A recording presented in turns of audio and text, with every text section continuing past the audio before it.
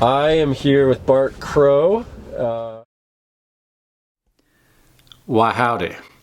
Before I play you this interview with country music star Bart Crow from Maypearl, Texas, or Austin, Texas, before I play you this interview, I just want to share two things. First, when I climbed into Bart's tour bus, one of the first things that struck me was that Bart has a broken leg. This guy's on tour with a broken leg. I don't want to get into the details of our conversation. Part of the conversation about the broken leg, man, for a long time, I had some injuries, chronic pain, wasn't able to walk. Sometimes that's just a tired story. So I just really don't want to get into sharing that kind of personal stuff about a conversation with someone else. All I ask you watching this is, man, just send Bart some healing and some attention. You know, attention is love. So maybe just go catch a show, listen to some of Bart's music, maybe buy an album. Bart has put out 7 or 8 albums, and he's been a traveling, touring professional musician for about 18 years now. And I had the fortune of seeing him at a nice intimate little place called The Rock in Tucson, Arizona. And his manager Brandon was courteous enough to respond to my email to do a little interview with Bart. I used to interview musicians back in the day for a newspaper, and something I've been just wanting to get back into. It's just a real pleasure sitting down and talking with someone, getting to hear a little bit about their life. So please enjoy.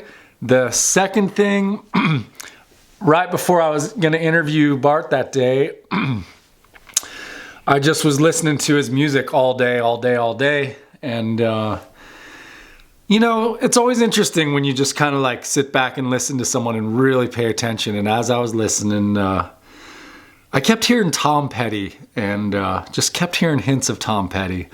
And while I never heard him play a cover of Tom Petty, I was like, man, he reminds me a lot of Tom Petty. It was subtle, but there are these moments in time.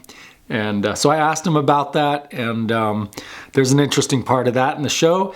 And little spoiler alert, but he winds up playing some Tom Petty during the show, and that was a special moment to just be sitting there in the audience. And the interview isn't quite sequential. The interview became before the show, but I spliced some music throughout the interview to keep it rolling and keep it, you know, just a little spicy. So when you hear Tom Petty being played in this interview, that was just a little nod that hit me, and I just want to thank you for that, Mr. Crow. Bart, you're a legend. You are legendary, and man, my one of my biggest prayers to wrap it up here is that I personally think music, being a musician, is maybe one of the most difficult occupations. The practice, the skill, the long traveling, the whole music industry can be a little rough and full of criticism and critiques and all that. And it's got to be really, really challenging to be on the road for that many years. And my wish, my prayer is always just that there would be quality, talented musicians to go to every night of the week. And it's a rare opportunity when you get to actually interface with talented, charismatic, beautiful musicians. They're not common. It's a rarity. And when that happens, prayers feel answered. So man, there's just, I'd say some of my favorite moments in life have been related to music, live music, the soundtrack of my life. And so I hope y'all get a chance to watch this interview to the end, because it just gets better and better. And I look forward to sitting down with you. I got a lot more questions for you, Bart. So thanks a lot. All right, everyone, please enjoy this interview, and maybe hit that subscribe button and maybe just check out some of the other random stuff on this channel. All right. All right, my first question for Mr. Crow. All right. Your voice. I love your voice. And Thank you. I was listening to you a lot today, and I was just like, every song, I was like, wow, you got a really I great hate voice. my voice. Yeah. I think most people with an ounce of humility probably feel the same about their own, but yeah, I listen to my songs, I'm like, ugh. Wow, that's interesting. Not from a lack of a confidence, I don't know. Like, I don't hear myself as the recorded version. You know what I mean? Like, Right. I sound different to my ears than I do when I hear playback. And like, what the hell is going on? Wow.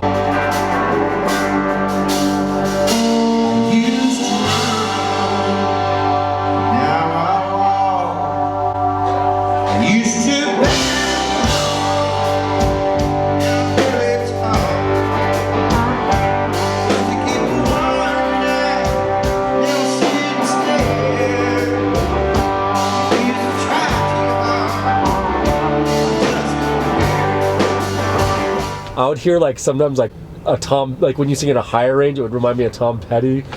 There's a Canadian singer named Hayden. Sometimes you're like pacing. You've got this kind of like undulating thing to some of your songs that was really I have, and I don't mean this arrogantly by any stretch, but I have been the last couple records had like a Tom Petty nod, and of course to me that's like cool. Yeah, hell yeah, I do.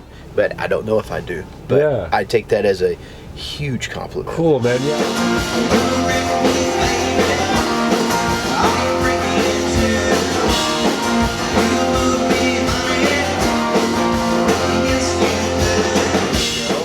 I definitely try to stay in my own lane. Yeah. But I'm such a Tom fan that like Cool. I take that as a compliment. But Cool. Lord no, I can't stand. I got real butthurt when I was learning to play guitar because I played my grandfather who'd played for 60 years. I played him. I think it was a George Strait song or something. And instead of being proud of me that I could play the song and sing it, he was like, why you play it and sing it like that? George Strait already did it. Nobody wants to hear somebody redo somebody else or sound like somebody else. Huh. Make it your own. And I was just like, asshole. But that kind of resonated with me. And then 10 years later when I started actually playing music and performing, I've kind of tried to live by that rule. My question about your voice, maybe it's too specific. Was there like like hearing you right now maybe answer the question because you say you don't necessarily like the sound of it, but like when I hear you, I'm like, was there a moment you found it? No, because I feel like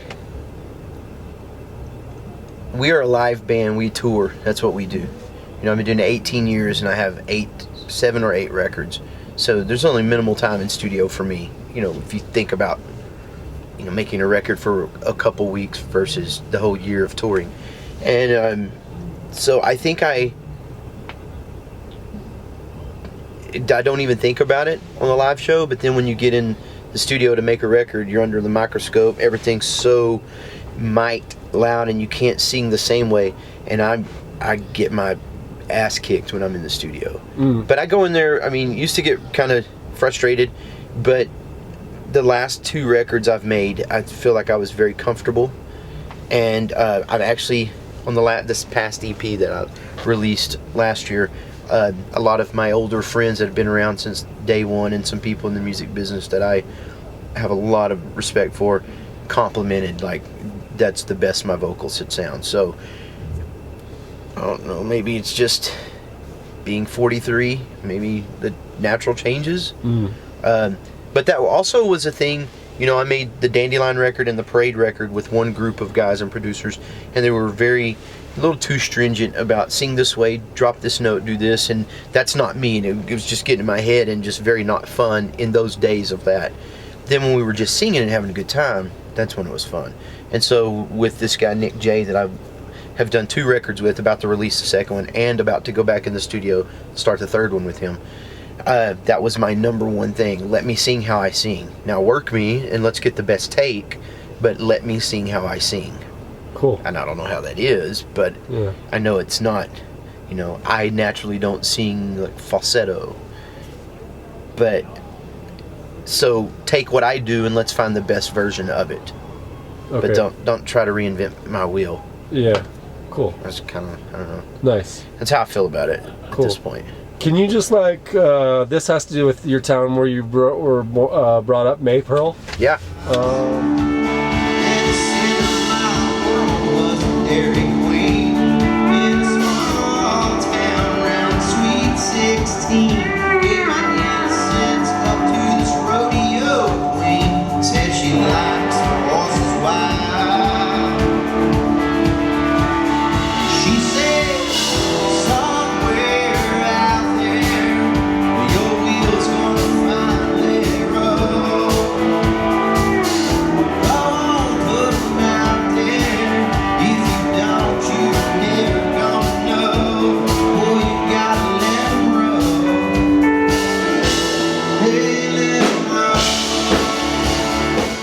As you get older, travel the world, grow, what continues to stand out about Maypearl, Texas that uniquely affected or sculpted who you are? I think that a big thing is like my core friends all still live there.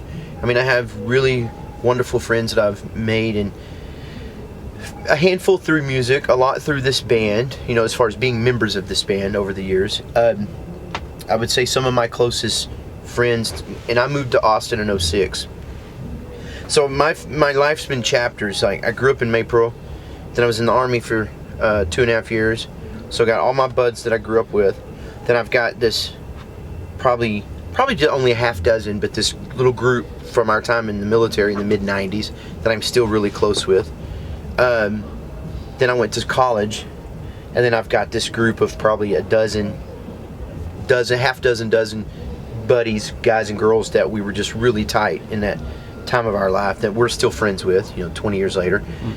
And then I have moved to Austin in 06 and lived there, and then I've got my Austin friends, and a lot of the friends at Austin that are my closest and have been were like past members of the band, and we just stay close. You know, people go on to other things, and we just stay buds. And then and now I think like I'm starting to get a few other friends because my children are in school, and so it's through the PTA and being somewhat domesticated Monday through Wednesday or Thursday. But now I feel like I've scored a couple really good my age friends that know that I play music but don't know me through music. Mm. Just our children go to school together. Well, and it's pretty fun. It's pretty fun for me too, because like one's a surgeon, a couple are surgeons actually.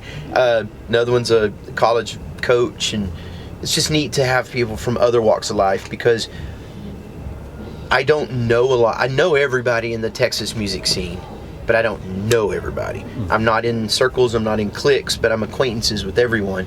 But I've been married pretty much the whole time that I've been playing music, and then started a family, and you know, and my band has been very blessed and fortunate enough to always be on the road and always be going. So, you know, if you're a band I play with tonight, I might not see you for 6 months. We may open for you, or you may open for us, and then we both just kind of spinning our wheels and see you when we see you. Yeah. So, to land the plane and get back to your original question, Maypearl is just everyone's still there, which freaks me out, but it freaks me out for myself to think that I could still be there, because I didn't want to still be there.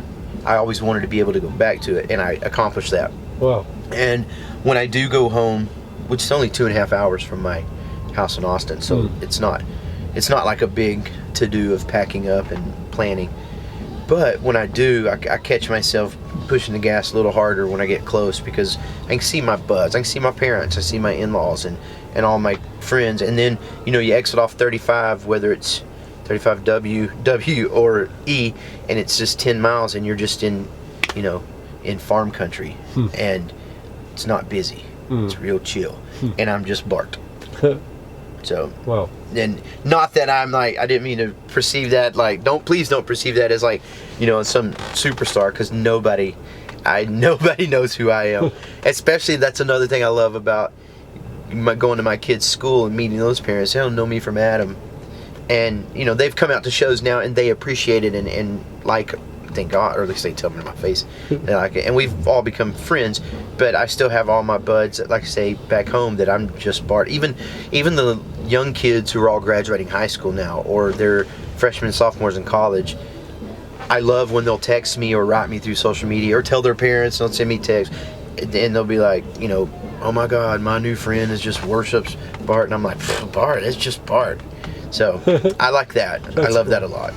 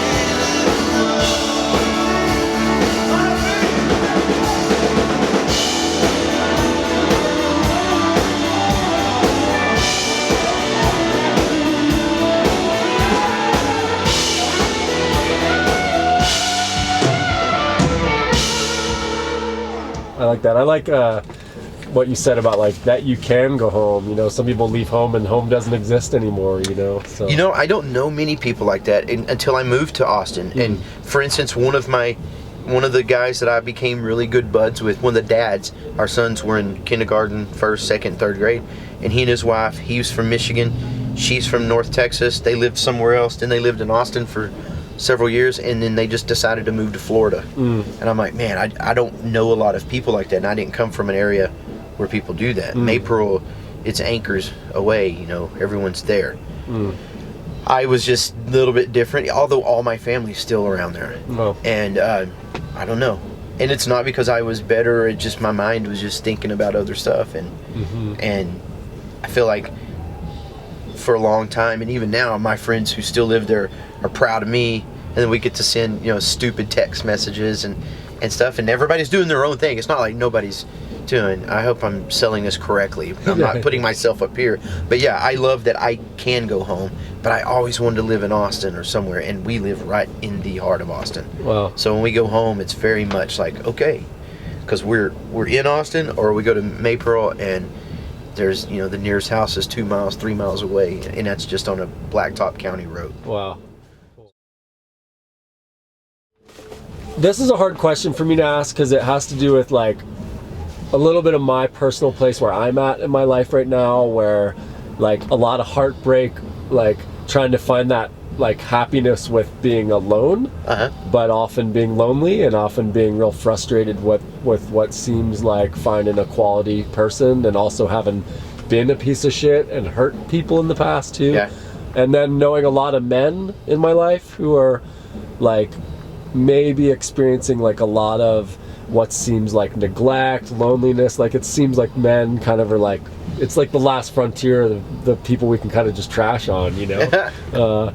Do you have anything just from your perspective of being married and a father, like for your friends out that might be lonely? You know, I was lonely a long time. I got my heart broken pretty young, and that created this subconscious, what I say now in hindsight, almost a commitment disorder of some sort. And kind of the same thing. I don't think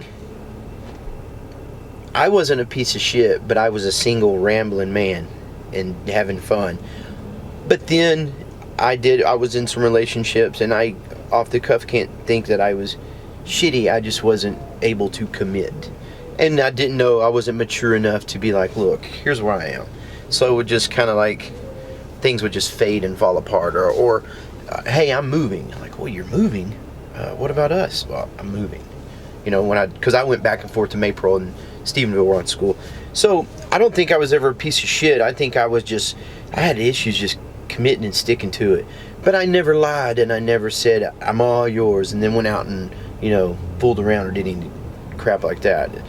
What's the point? That's kind of stupid. So, and I had met my wife when I was in the Army, And she was just a friend, but she was a friend that I can honestly say that this may be the shitty side of it in hindsight, that I probably compared every person I dated or talked to her, because I'd become this gorgeous, amazing human being's friend that truly didn't have a bad bone in her body. And I was pretty smitten on her. And so I don't know why I rolled the dice and gambled. Because there was a couple girls that I dated that I separated from dating because I would run into Brooke, like at a doctor's. My sister worked for an orthodontist, and we both had braces at the time. I'd run into her, and I'd leave and be like, man, I mean, if she wanted to go on a date right now, I would do it. So that's not fair to fill in the blank person. But then I would go in that and never see Brooke again. Then I would be like, well, shit, I'm lonely. Like, but I would. So it was like trying to be true to myself and my own emotions and thoughts, but not knowing how to. I was too young. I was in, early 20s. I'm like, I don't know what's wrong with me. And then we started dating, and so, I mean, that's such a long answered question, because I think it is something about finding yourself and being yourself. And I mean, myself knew that I was like in love with this girl that I may never see again. And just by pure chance, I ran into her, and I'd seen her a few times here and there, but 6 years from when we first met to when we just randomly ran into each other at a music festival, and I didn't know anything about her personal life. She didn't know anything about mine, and just as pure dumb luck would have it, she was going through a breakup. I was still just being stupid cat daddy. And, and then 6 months of friendship turned into one date, turned into a couple dates, and shit, that was 17 years ago. Well, and so I think loneliness sucks, but I also think, now this is a 43-year-old brain, not my 23-year-old brain thinking, that now we have so much activity and so many books and therapeutic things and activities that, I say two things, double-edged sword. I would like to think that, you could really just focus on being yourself in the best version. But at the same time, I say it all the time, like, Jesus, I'm so glad I'm not in the dating game or the looking to date game, because the things that I see at the bar, and it's not things bad, it's just like, we play several of these places more than once a year, and you see the same people doing the same thing. Or tonight we'll see people having a great time, having drinks, enjoying music, but boys and girls are always trying to meet each other, whether it's to hang out, have a friend, or to have coffee tomorrow, or hey, you want to go have some beers next week, whatever it is. And I'm just like, whoa, it just seems taxing. I've definitely said, like, golly, where would you even try to find a date, at this age? And then all my buddies, my young guys in the band, are like, Tinder, bro, Tinder. Like, all right, whatever, man. So, but Brooke used to call me when we were dating like a hopeless romantic, and I think that kind of sums up, as goofy as that may sound, I do think that was probably a lot of my thing. I held her on this pedestal that she didn't ask for, but that's who she was. And I was a dirtbag, dope smoking, getting drunk, catting around, here one day, there the next day. So, but I was single, so that's why I say I wasn't a piece of shit. I wasn't dragging anyone into my tornado. But then I meet this pure, honest, sweet girl who only dated one person in her life, didn't drink, didn't cuss, and finds good in everybody. And 17 years later, she's the exact same person. Sometimes I'll be like, can you just be pissed at somebody one time for me? Just be mad. So nice. Yeah, so I don't know. I can be long-winded, so I'm sure I ran off with that question. I don't know if I got it answered, but you said a lot of nice things in there. Good, yeah. I've been married. We've been together since 2003 and married since 2007, and we were rock solid and good as gold, and we work great together. But hell, I'm still trying to find myself. I'm reading self-help books and trying to focus on. I got 3 gorgeous children and a smoking, banging hot wife, and been blessed to get to travel and play music. And just like being in Tucson tonight, chances are I never would have come to Tucson without music. in my normal life. And so I'm very blessed, and I'm still trying to be therapeutic to myself. To how can I be better? How can me, just the one dude in this sprinter, not the guy on stage, just me and my personal, between me and God in the mirror, how can I walk closer with Him and be the best of my ability? Because I have this thing, and you guys know my secret, where I'm like, man, I feel like most of the time I'm probably running on about 60-65% potential. What if I quit boozing and quit worrying about hanging out, or I don't know, like focus a little more and be a little more organized and quit just free floating with the day? That wonder what it could be if I got my potential up to 85%, 90%. Yeah. What kind of dad or husband or singer or songwriter could I be? Makes you just kind of go, Yeah. So, Well, I don't think there's any. I think it's bad if you ever get complacent. Like, I'm good. Here I am. Personally, professionally, musically, I am the gift to the world. And I think that's when things wouldn't be so hot. But there again, my brain doesn't have. I don't think I could ever feel like that in anything. Yeah. If there's one song that, if I were to like get one moment of one song, like what's the one song tonight that I definitely would want to have my camera rolling, that you're just like really feeling like Me or collectively the whole body of us in there? Both. Yeah, I guess those are probably two different answers. Yeah, because like there's this song called All I Need. Shit, there's a song, Staying Away. There's some songs where I'll be like, damn, I wrote that? That's a pretty good song. And that's not doing this, that's going, damn, why can't I get my brain back to where I was then to get some flow? Because sometimes lyrics can escape me and be a little tougher. Because it goes back to the last question, not being organized and focused on stuff. And how can I just block the white noise out and focus on stuff? But and I'm not saying the songs are great, but in my catalog, I'm like, that was a pretty good one. Kind of got that one all right. So I don't know. If I Go, I think was like one of the first ones that, because it came easy. I like that song a lot. And I'm not If I Go. I didn't write If I Go. I'm so sorry. But I think we play it well. Yeah. Okay. Gregory Alan Isakov wrote that song. I meant All I Need. Okay. That was kind of my that one or Forever. But I don't know if that's in the set tonight. And as far as like Keep Your Camera On, because it's the one song most people that come see us know, is Wear My Ring. Yeah. Which is usually our show closer, because that's a song that I just, again, dumb luck, had no clue that song would be even remotely decent, and definitely didn't know that people would take to it. And here it is, like, sheesh. Hell, I don't know. I think I wrote it in 2003. Oh. Well, it had to be, because that's when I first started playing. I didn't even have a band yet, and recorded it a year or two later, and it's been a good one for me. Oh. It's been my little baby. Yeah. So reminds me of something in that Ken Burns country music documentary. I don't remember, a few different musicians I feel like say this, but I don't remember. A couple of them just say like, one song will change your life. It will, man. It gave me a foundation. In my arrogance, I'd like to think the rest of them would have picked up the pieces and helped us keep going. But by all means, yeah, one song definitely put a foundation under me to build a career on. Wow. Without any doubt. Well. So, and God, wish I could go back there and rewrite 10 more of them. Oh man. We're coming down to the last questions here before I let you go. This is sort of maybe one of those more annoying questions that like a parent might ask you, or a coach. Bring or something. it on. But 10 years from now, where do you see Bart Crow?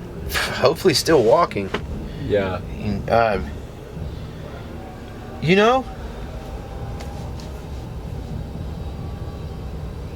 Wouldn't hurt me to, be 10 years further away from zero on my bank statements. But as long as we're getting the bills paid and health insurance for the kids, I hope I'm healthy and really just focused on being a dad. Because, 10 years from now, I'll only have, golly, that's scary to think, but I'll have a 19-year-old 2 16-year-olds, and unbeknownst to the rest of the world, I'll have a 10-year-old. So, you know, I hope I still got my wheels under me and I'm trucking.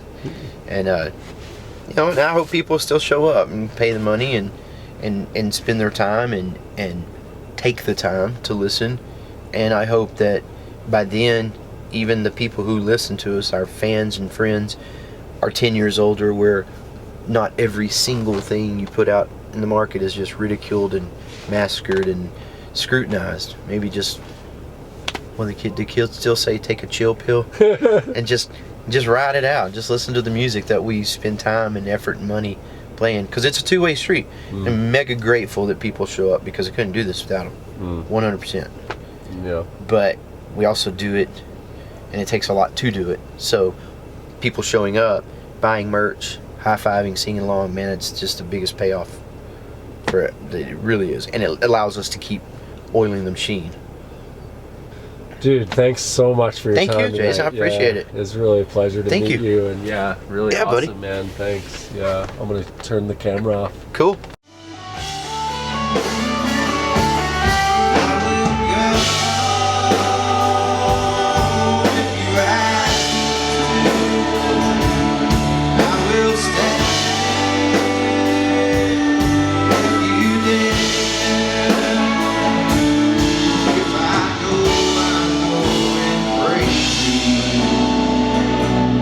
Let my darling take me there. If I go, I'm going crazy. Let my darling take